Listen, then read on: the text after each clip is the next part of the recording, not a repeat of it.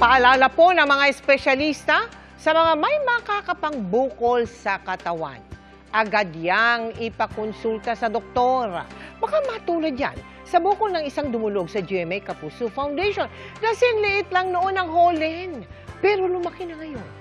Isa siya sa 17 pinaoperahan natin ng libre sa tulong ng volunteer doctors at donors.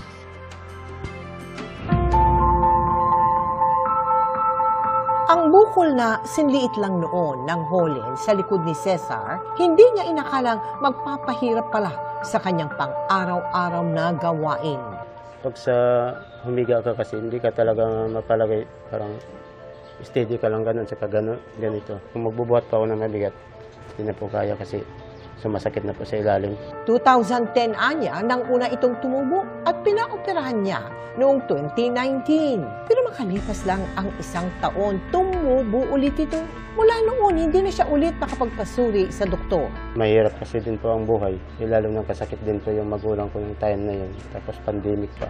Idagdag pa niya ang kakulangan niya sa pinansyal na pangangailangan. Dahil 600 piso kada araw lang ang kinikita niya bilang gas station attendant. Sa tulong ng Jose Reyes Memorial Medical Center, sa wakas, makakapagtrabaho ng maayos si Cesar para sa mga anak. Kabilang kasi siya sa 17 pasyente na may iba't ibang klaseng bukol na hindi cancer na napaoperahan sa Operation Bukol ng GMA Kapuso Foundation.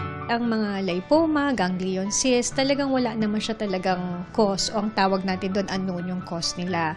Minsan may sinasabi na secondary sa trauma, kay secondary sa injury. Lipoma din, no? Pwede siyang bumalik lalo na kung hindi talaga completely na-remove yung cyst or yung tumor. Sa case natin kanina, totally natanggal naman natin yung lipoma, although medyo nakadikit na siya sa muscle. Tinry natin yung best natin na maubos lahat ng mga tumor niya. Maraming salamat po sa GMA Kapuso. Sana marami pang matulungan ng mga mahirap katulad sa akin. Sa mga nais sumuporta sa aming Operation Bukol Project, maaari magdeposito sa aming mga bank account o magpadala sa Cebuana Lourier. Pwede ring online via GCash, Shopee, Lazada at Globe Rewards.